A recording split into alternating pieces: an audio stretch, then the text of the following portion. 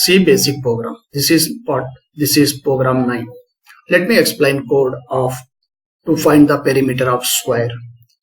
The perimeter of square formula is 4 into side.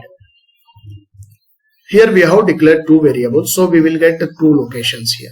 This variable's type is float. So each variable size here 4 bytes, because float variable take 4 bytes memory and it can store one float value.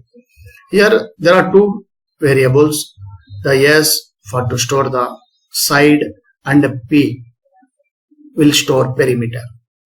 This printf is the output function. It print this message which is here given. The printf take the same message and print on output screen when we run this program. Enter side of square. The colon also there, printf prints colon also. The scanf is the input function. In this first parameter format, that is called format string. In this format string only one specifier is there. The scanf will take only one value. It will wait for input. At that time we have to enter some value here.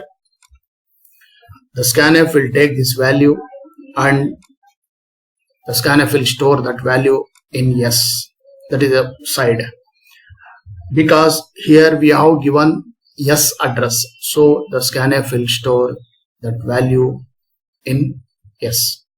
Then 4 into S. When this expression will be executed, the P will get perimeter. 4 into 5, 20.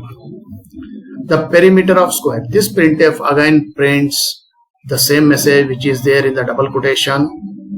It is a totally normal message, but here specifier is there.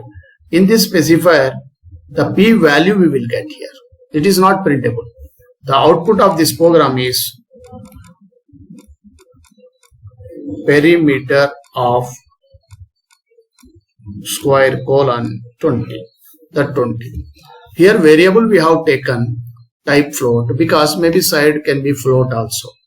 That's why if we declare the type float, we can give any type of values. Then return 0. The program will be terminated after return the 0 value. Thank you.